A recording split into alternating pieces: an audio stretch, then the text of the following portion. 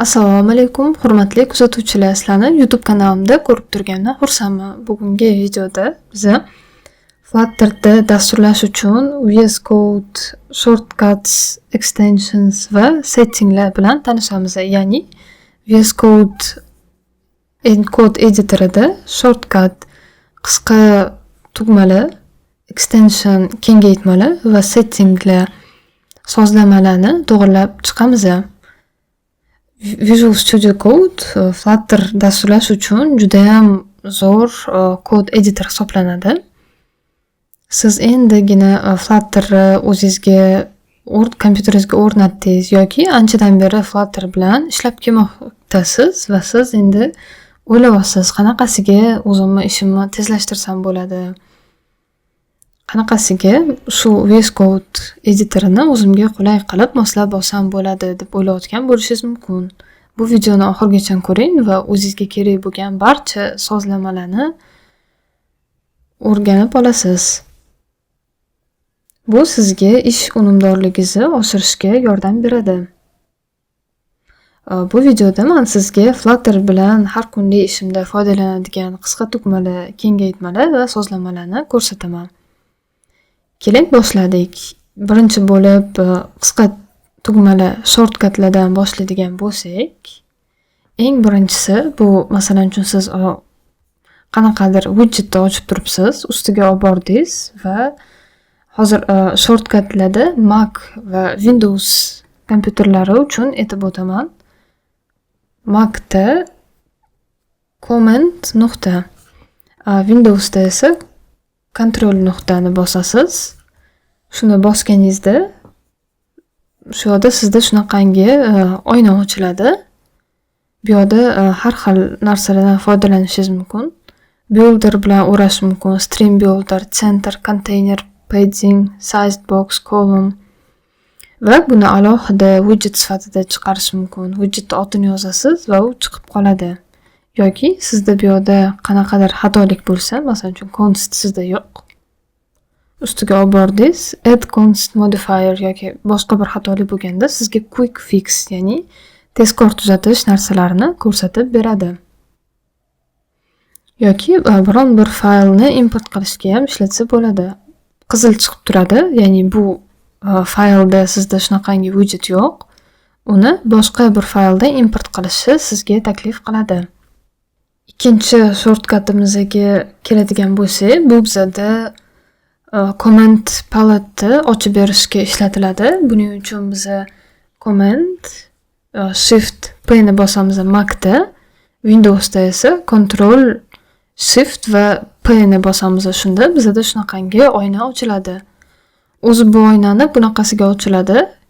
Ya'ni view command palette ni bossa bo'ladi yoki biz ishlatgandagi shortcutlar bilan control yo command plus shift plus p bosiladi va bizda shunaqangi oyna ochiladi. Bu yerdan ham bizga kerak bo'ladigan ba'zi ishlarni qilishimiz mumkin. Settinglarni ochishimiz mumkin, dev toollarni, packagelar qo'shishimiz mumkin.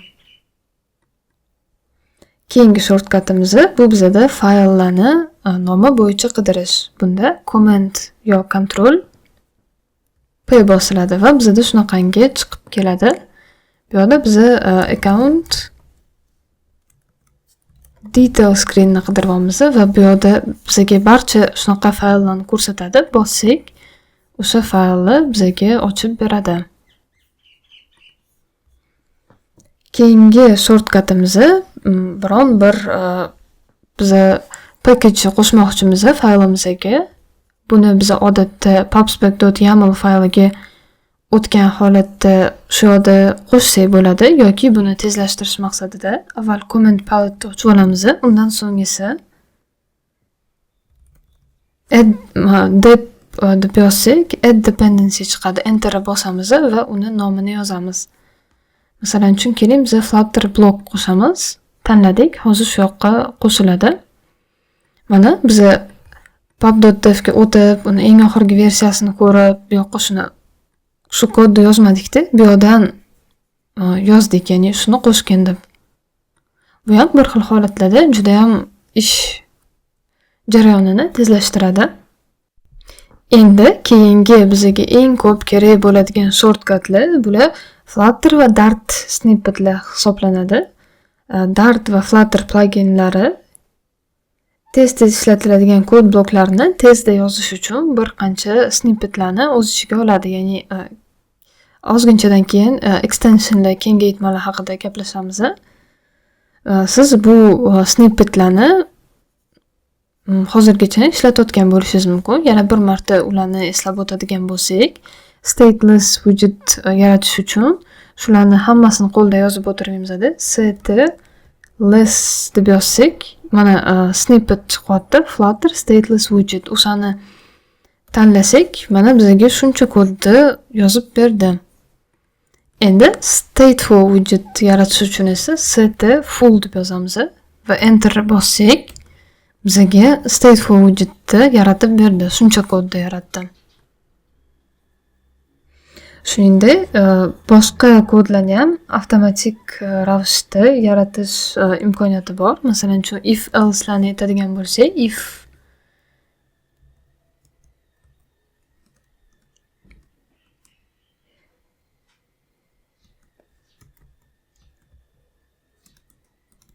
hozir buni olib tashlaylik. Xatolik bo'ldi bizda.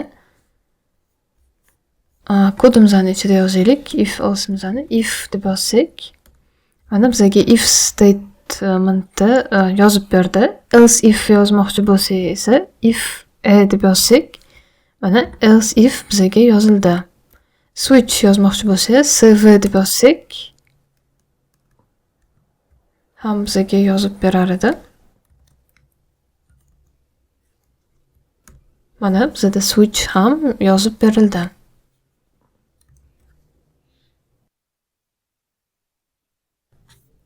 Yana bir necha snippetlar bor, lekin men maxsus sanab o'tganlarimdan foydalanaman. Endi keyingi shortcutimizga o'tsak, bu bizda Ctrl yoki Command plus B. Bu bizga mana yon tarafdagini ochib yopib berishga yordam beradi. O'zi kompyuterda kod yozayotganda bizga iloji boricha ko'p joy kerak va bitta faylga kirib olganimizdan keyin uni katta qilib yozish bizga qulay. Lekin bizga bu joyni ochish uchun mishkada borib o'tirish shart emas. Biz Ctrl yoki Command plus B ni bossak ochiladi va xuddi shuni bossak yopiladi. Keyingi shortcutimiz bu Ctrl yo Command plus F. Buni bossak biz qidiramiz. Masalan, custom app bar qidirsak, mana shu custom app degan so'z yozilgan joylarni bizga sariq qilib ko'rsatib beradi. Buni yon tarafda ham ko'ramiz va faylni orasida bizga kerak bo'lgan narsani topish uchun foydalanamiz, ya'ni qidirish uchun. Endi Ctrl yo Command plus X ham mavjud. Bu bizga bitta line ni o'chirishga yordam beradi. O'zi asosan biz buni o'chirish uchun shunaqasiga qo'lda o'chirib chiqamiz yoki bundoq belgilab bitta buni bosamiz. Buni tezlashtirish usuli bor. Ya'ni belgilab o'tirmaysizda, shundoq bitta line ga bosasiz. Masalan, override Ctrl yoki Command plus X bossiz o'chadi u. Keyingi shortcutimiz Ctrl A. Buni ko'pchilik bilsa kerak. Bu hamma faylni, hamma kodlarni select, ya'ni tanlashga yordam beradi. Keyingisi esa Ctrl D.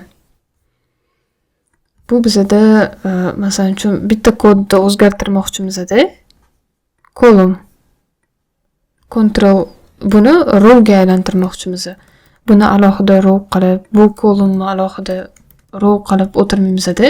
Buni tezroq qilish maqsadida tanlaymiz, Ctrl D ni bosamiz va row qilsak bo'ladi.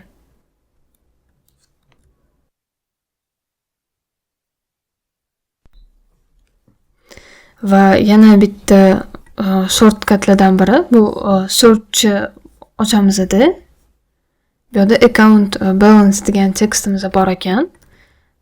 Biz dasturimizga shunaqa nom qo'ygan dasturimizda biron bir tekstga shuni foydalangan edik. Endi vaqt o'tgandan keyin biz buni faqatgina account deb yozishga qaror qildik. Endi biz shuncha faylda buni o'zgartirib chiqishimiz kerak bo'ladi. Buni tezlashtirish uchun shu search tanlaymiz. Tepasiga o'zgartirmoqchi bo'lgan narsamizni yozamiz. Pastga esa yangi nomni, ya'ni accountni yozamiz va buni bossak, o'zgaradi hammasi. Uchta chiziqcha qo'ydik, keyin qaytib o'zgartirishimiz uchun mana buni bossak, replace ni bosdik va hamma joyda account chiziqcha bo'lib qoldi. Buni endi orqaga qaytarib qo'yaylik. Mana orqaga qaytdi bizda. Bu hozircha bizda shu ishlatiladigan shortkatlar edi. Bulardan ba'zilarini bilishingiz mumkin va ba'zilarini bilmasligingiz mumkin. Endi videomizning keyingi qismi, ya'ni extensionlarga o'tadigan bo'lsak, bu kengaytmalar. Bularning ichida men asosan Dart va Flutterni ishlataman. Buni o'rnatib qo'ygan bo'lishingiz kerak.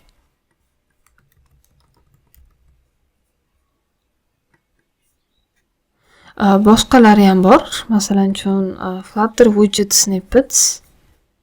Mana buni o'rnatsangiz, boya biz kod snippetlarni gaplashgan edik. Ya'ni biz faqatgina ikkitasini ko'rgandik. Stateful va stateless widget create qilishni.